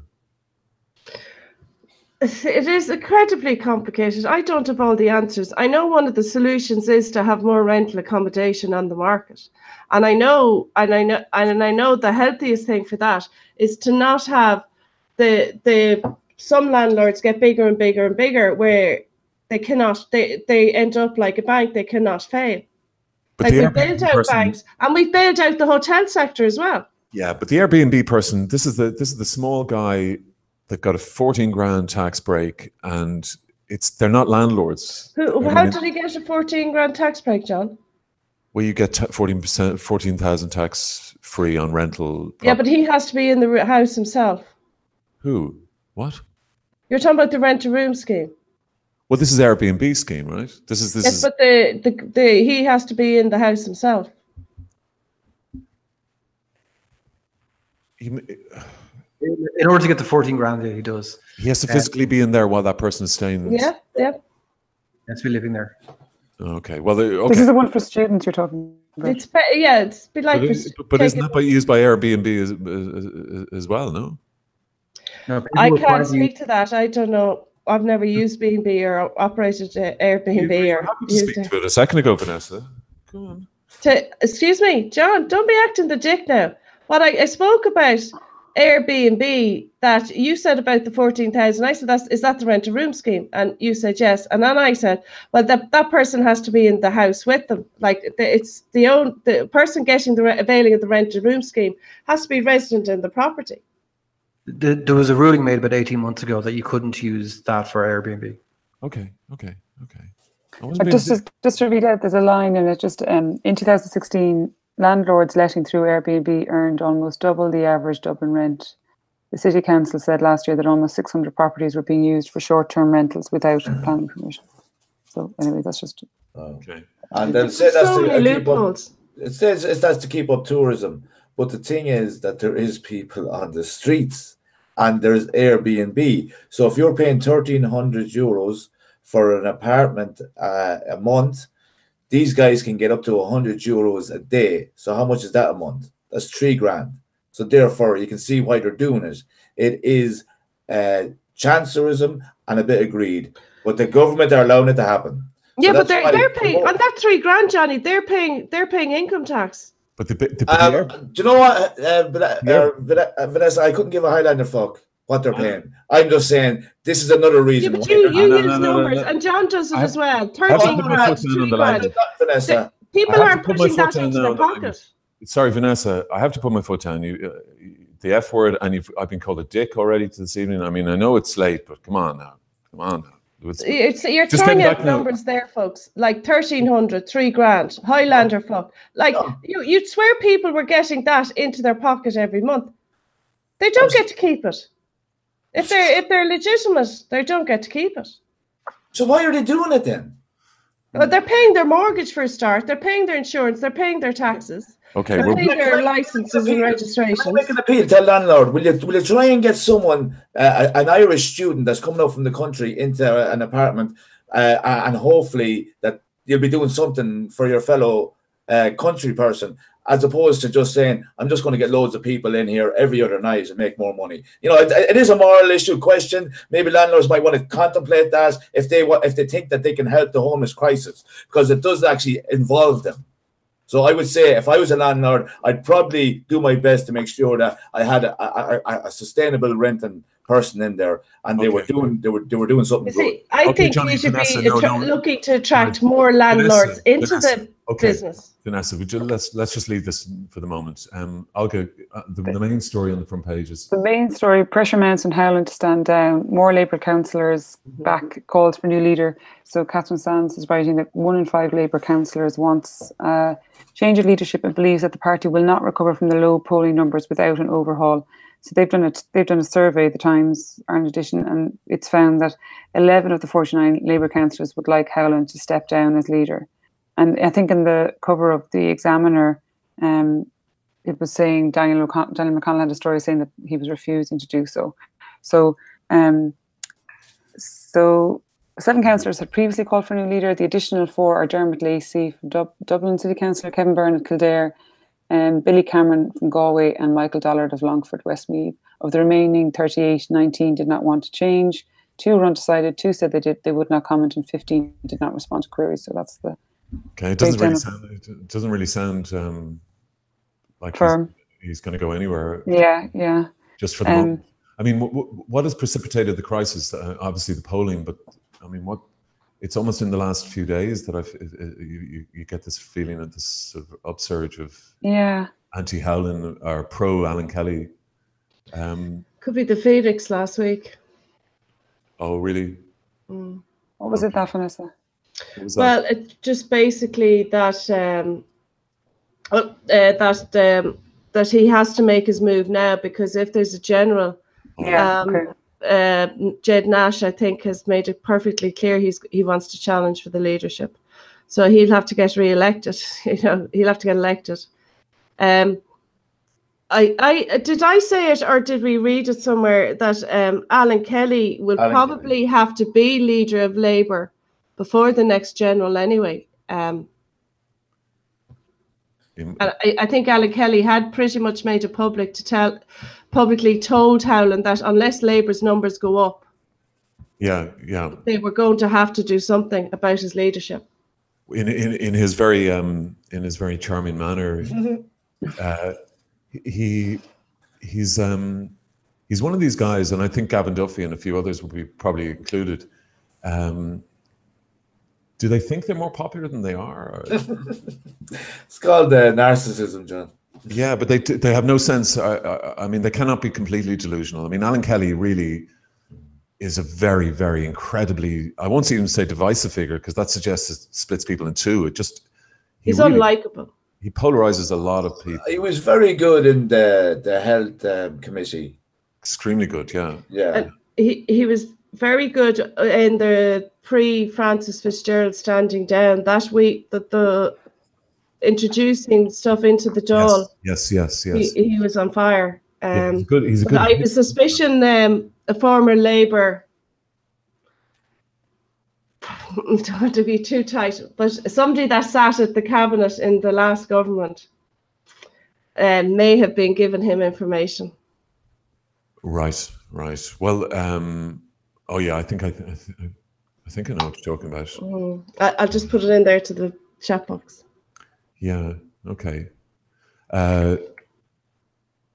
Just on Alan Kelly and his actions around the Irish water thing were really incredible, and I don't think Labour can. He was almost trying to bully a whole country. Yeah. He that was the arrogance of the man, but he used that arrogance to give it to the HSE guys as well. So I think he is leader quality though. I agree with Vanessa. I think I would have thought Labour have. Obviously, Joe Burton is gone and Howland. Who is there? Well, unless Mikey D loses the president. I think Aidan or Reardon or Sean Sherlock. I think it's just his manner, though. His manner just. Well, it's more than his manner. Yeah, I mean, ideologically, he's got a very peculiar sort of. He's a very right wing, left wing person, right? Well, he's. I mean, that's why it's like Labour Party. Where did he come from? He just sort of appeared with hair gel and kind of an attitude. UCC graduate from Tip. Yeah, but there was always a Labour seat. Maybe around Coveney there. Yeah, I do think it's interesting that his brother is with Tenio are huge into water privatization around the world. Just put it out there. Just interesting. Is there anything more on the cover of the Times Ireland edition, Olga? No, that was just those two stories, John. Sorry. No, it's fine. It took me 5 years to get it again. Sorry.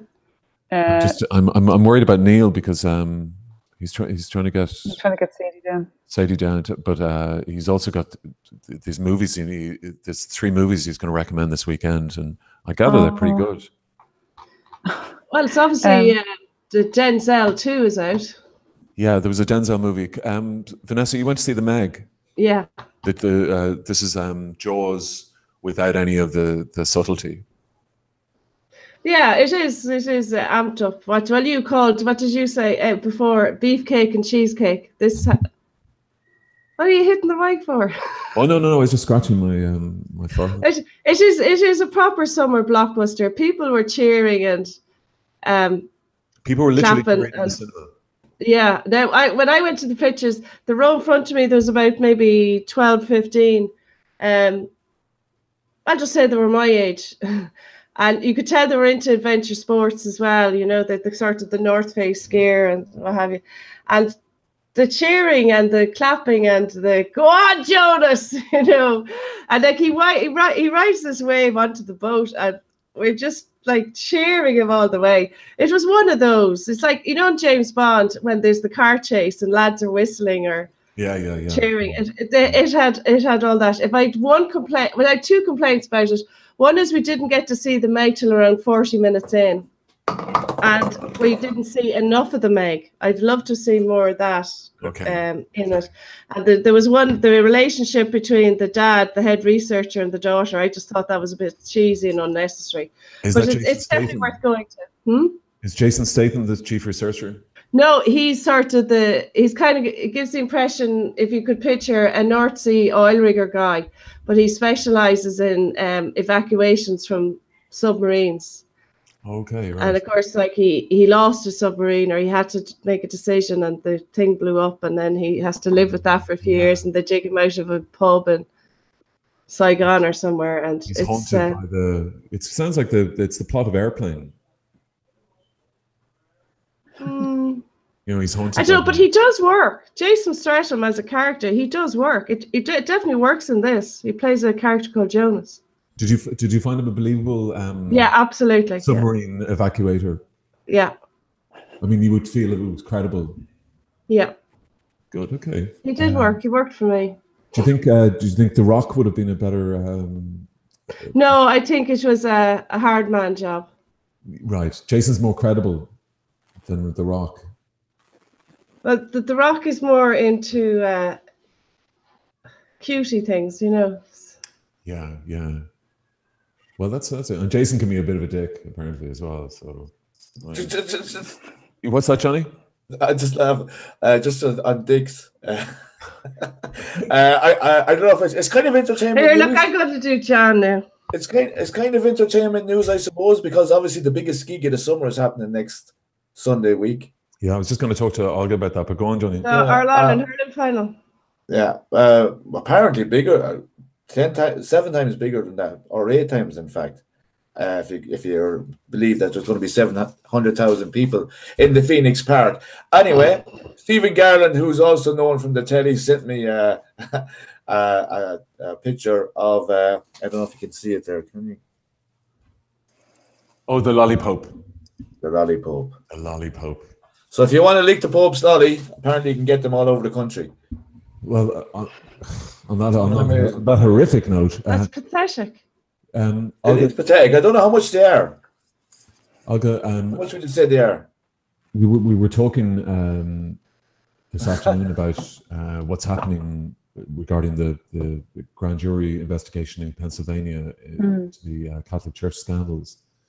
And what was interesting, I thought, was that they broadcast Spotlight on RTE on August the 1st. Spotlight, if you watch that movie, it's basically the Sean Brady story. It's basically this story done in a very kind of unhyped manner. Very unhyped, yeah. And it's helped, I think, people to. So when the Pennsylvania thing came out during the week, they can immediately identify, crystallizes. Yeah, exactly. This pattern is so embedded now. You know, you can see it around the world. We've had it here. Like, if you go back to the Ryan report, that's really like it really reads like the Pennsylvania report. Yeah. Anyways. Yeah. And like Sasha Pfeiffer tweeted from the Boston Globe, who worked on it, you know, like, this is everywhere. This isn't just here. This is, you know, it wasn't just Boston. It wasn't just Pennsylvania. You know, it wasn't just Australia. It wasn't just, you know. That they gave their victims gold crucifixes, and that's how other abusers could recognize their victim. You know, if the person if the child has a gold crucifix, they've been abused by another priest and therefore are whatever susceptible or open to this. Or it's also giving a signal to other pedophiles. But that's what I meant, Vanessa. And that's common in a lot of the other cases that even the Spotlight stuff uncovered. Yeah. Yeah, and it's interesting because you had with having Irvin on earlier. Like, I know that's what he was trying to see. You know, patterns in Ireland and America. You know, just this wholesale cover up across waters, across countries. So it'll be interesting to see. It'll be interesting to see what happens in 2 weeks. I feel in Ireland. I'm not sure, Johnny, Luke, or Neil, or Vanessa, if you'd agree, but I feel that there's a movement, and I think it helped by movie like Spotlight. Because they can visualize it, and they can, you know, or it seems to have coalesced. The timing seems to have come together for this visit. I think there'd be a lot of more opposition than. Especially when you have one of the people who was criticised in the report being a keynote speaker at the World Family Meeting event. This is also shameless. They are absolutely shameless. Sorry. Cardinal World. Yeah, he's the Archbishop of Washington. And he's speaking on the safeguarding of children. For fuck's sake. He's implicated highly implicated in this report. Yeah. Because he'd been in Pennsylvania. He was the bishop, I think, in Pittsburgh. So I think he was. It's alleged that he was just really involved in the covering up and maybe possibly moving on priests and paying priests or paying off victims rather. Yeah. So they really I'm do. surprised there hasn't been. I know that Patsy McGarry wrote a story in the Irish Times last week saying that a survivors group were asking for 3 particular cardinals not to be involved in it. But given this Pennsylvania report, you would think that there would be a much higher, bigger kind of stink about Cardinal Whirl. Yeah, and perhaps it'll happen. You would, yes. yeah. It's the kind of thing you should see on the front of the red tops, you know. Now, Cardinal O'Malley, Sean O'Malley, who pulled out of the event last night, he was very critical of Pope Francis's stance on abuse a few months ago. So I think his decision to pull out is not so much about the scandal that he has to deal with, but not so much with but I think he knows that something is going to emerge. Something's going to emerge in the next couple of weeks that probably being there is not a great idea. Yeah. Vanessa? Well, that's food for thought. But the way they go on, like Whirl, and like they honestly do believe they're untouchable. They really do think that none of this means anything to them. They really are living in a dream world. Well, they're covering up child rape, so I mean, they really are in a dream world, and it's. I mean, but I mean, like even if you read what Ian Elliott, what he had to say about the hostility that he met. Yeah, he's from the National Board for Safeguarding of Children in the Catholic Church. Yeah, so he basically had to go around and review all the child protection mechanisms in all these dioceses, and from what he said in his interview again with Pat McGarry in today's Irish Times, it was the case that he just kept meeting hostility everywhere. So, and again, just kind of people not either accepting or believing or just wanting to even know about it, it would seem. So. Yeah. We don't have Neil, but are there any movies that anybody would like to recommend apart from The Meg for this weekend? Denzel 2 is dropping, but The Equalizer. The Equalizer 2, yeah. I feel I've seen it all by all the trailers. I've watched it. Yeah, but the Equalizer 1 was very, very good. So I'd look forward to it. And the Muppets are back. Oh, the Muppets are back. After the summer recess. That's a political joke from Tony. Phoenix, are you watching? Give him a joke. Sorry, Vanessa, what were you saying there? I didn't say anything. Oh.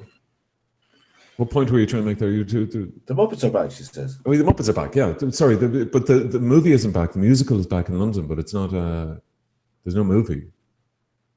I mean, there's a live musical in London, but there's no movie, is there? I think there is a movie. Oh. Yeah. Is there? Yeah, I think there's a new movie. I thought it was a live action thing, and Kylie was in it in London at the O2, no?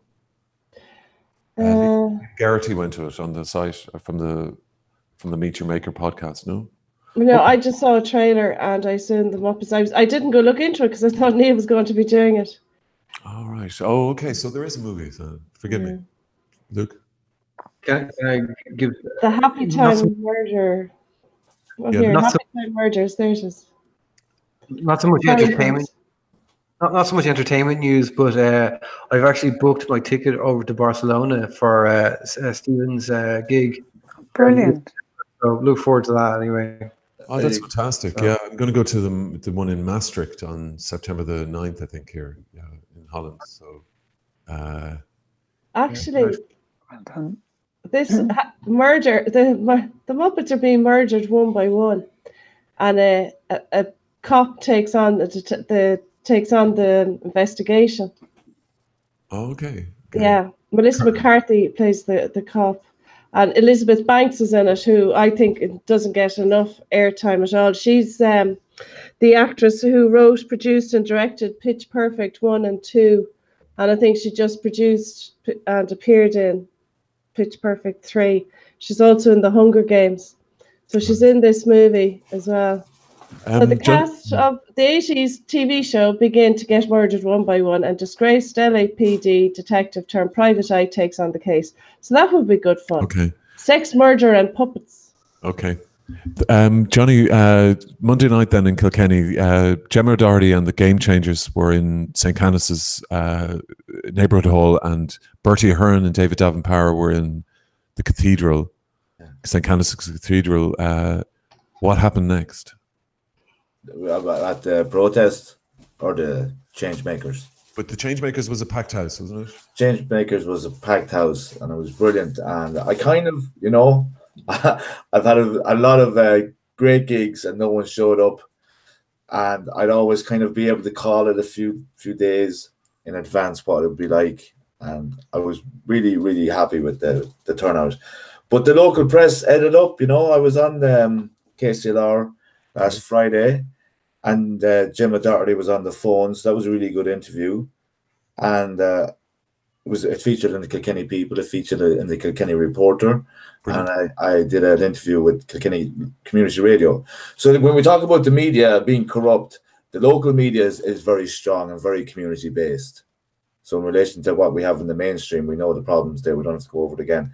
Brilliant. But because the local media got behind it, it gave it a lot of exposure. So subsequently, there was people from all walks of life in the hall, a full hall, 130. And I have to say it again, the guys down in the hall volunteering and on 20-hour a week, just really worked around to make sure that the hall was perfect, so that there was people coming from all over the country. Again, John, it was unbelievable. It was a fantastic public servant from Galway who lent an amazing piece in the Q&A.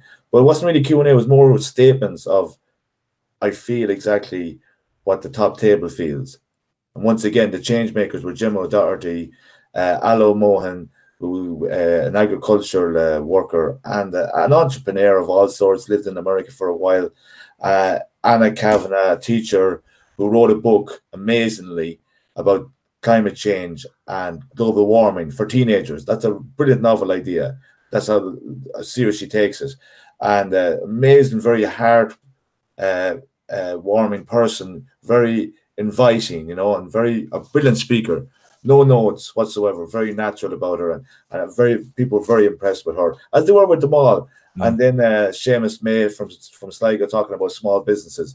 But they had all set up their own businesses. They were all worked hard in their own profession. And they came up against the system, bureaucracy and corrupt government departments. And it was, you know, I don't really have to say in relation to what was said, because there's so much. But the crowd really warmed to them. And Jimmy was the last speaker. And there, as I said, this was the first time out, okay? So obviously the time was going to slip away, and we were late starting. So it did go on a little bit, but not to the point where no one got bored, because it was lovely air. The hall was a nice aired place. It could have been in a nice venue, but it would have been a sweatbox. And you know, but it was a cool summer's night, and people were very attentive. There was serious energy in the room, so no one left. Everyone listened, and afterwards, it wasn't just Gemma who got the standing ovation just because she was the last speaker. Everyone got up one by one. You know, it wasn't like kind of, you know, ooh, get up, but everyone just going, yeah, man, that was fucking unbelievable, you know. Brilliant. And I think people walked out there inspired, and I know they did, because the feedback is amazing, unbelievable, like.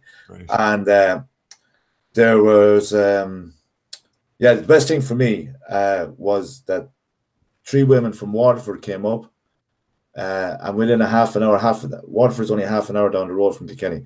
By the time they got back to Waterford, they had a venue and a date and a time for their own Changemakers. Brilliant. So it's Waterford presents now, you know, and it was there's no money to be made on this, and they were very clear about that. I had to make money on it because I had to pay for the posters, I had to pay for the hall, I had to pay for the PA, and that's it. And that's the way I operate gigs. As long as I can cover my costs, anything after that is probably considered okay. But they were very adamant, and this is what they're doing with the rest of the tour. A good friend of mine, Martin Lee, who did my Bill Hicks poster, has come on board because he believes in the cause, and he has made this lovely poster, and it's generic now. And the only thing that'll be changed is the colours of each county they go to. So it'll be a nice, you know, in relation to so much information going on. People will see this poster and they'll identify with it, and then we just change the colours. So, and this is going to go around the country, John, because there's a serious appetite for change, and in relation to where is the problem. There's so many movements going on. There's so many people going in the one direction, but they're overlapping each other. So for me, I really believe in this campaign, this movement, because it says end corruption now. You know, it's like it has to happen now, and we have to know exactly who's ripping us off and how we can come together as a community and as a society and change it, whether it be in a government capacity or really kind of, you know, make these make our public system work for us, the people. And that's an awakening. So I've been going around on these tangents of where to go, and I'm very sure now that change makers will be very successful throughout the country, and hopefully that it'll raise awareness, and people will do what they can. A simple thing in relation to putting up a post in relation to end corruption now. That's the hashtag. It should be trending very well. Okay. That's brilliant, Johnny. And any word back from how Bertie got on in the cathedral with Davin Power? We were there before he went in, and we had a few chants. Art is for the artists, not corrupt politicians. Not saying Bertie was a corrupt politician, but in relation to anything to do with corruption, the whole thing has to be understood that there was a tribunal, and we were very secure, we were very safe in the knowledge that we wanted to make sure that art was the first thing to be paid for in an arts festival. So the question was, if Bertie Ahern was to come to Kilkenny, maybe Kilkenomics might have been the festival for him. It was an insult to the people of Kilkenny that he was at an arts festival doing this talk. Yeah. And then when they were coming out, and it's an 800-seater, John, the cathedral. They filmed it last night for a local guy, William Mean, who passed on, an institution in relation to had his record music shop, Roller Coaster. They filmed it last night. But for Bertie, I don't think that was 800. I don't think 100 people walked out. And they were happy enough. Fair play to them. They were proud. We had a few interactions with them, and it was all fairly good, amicable. Did you get to speak to Bertie yourself? No, I didn't come out. Oh, he never came out. No, he never came out. Yeah, there was no photographs from the event at all either. But the limo was at the back for him. There was a few chambers there that I'm sure that he could have escaped out of. All right, but he didn't come out the front. And I actually thought he might do, because he might have lauded in it, you know. I'm in here, you're out there, kind of thing. Do you know who was at your event? We did get pushed out though. One of the stewards did take it quite seriously. Tried to rip up the banner we had. All right, but he wasn't that strong. So we got it back anyway. You shouldn't have touched it anyway. Sorry, Vanessa. So, do you know who was at your event on Monday night? Alan, the Met Man. Do you know who was? I met Alan, and he looks great. If I can say, he looks a lot better in person. he tweeted a picture of you speaking. Yeah, yeah, fair play to him. Like, you know, well, Carlo's only down the road, so up the road rather. Yeah, I was wearing 5 heads. You know, I had to be in 3 places at the one time, but I got to meet him for briefly and say well done. Oh, class. He's cool, isn't he? Really cool. Alan very cool. We're kind of running out of time. Luke, did you want to throw anything at you? You seemed you were anxious to speak there for a second. No, nothing. Well, thank you so much. You're looking very well from Porto, Luke Brennan. Thank you very much, Johnny Keenan. Always a pleasure in Kilkenny, and all points wherever the bat signal reaches him. Neil Curran, who's hopefully got Sadie up to bed, and we'll hopefully see you next week. Olga Cronin from Broadsheet, thank you so much for joining us straight from your shift. Celebrity accountant Vanessa Foran, very controversial appearance this evening, Vanessa. There was the air turned blue, they said. Thank you so much. I was called Thatcher in the chat pit. Oh my God. Milk Snatcher, Margaret Thatcher. Big thank you to James Smith for president. He was at the top of the show, and a big thank you to Irving Muchnick, who's an American journalist, sports journalist, who joined us after Jimmy, and he will join us again in a few weeks' time to talk about George Gibney. So thanks everybody, and have a great night, and we'll hopefully see you tomorrow or next week. Okay. Good night, everyone. Bye now.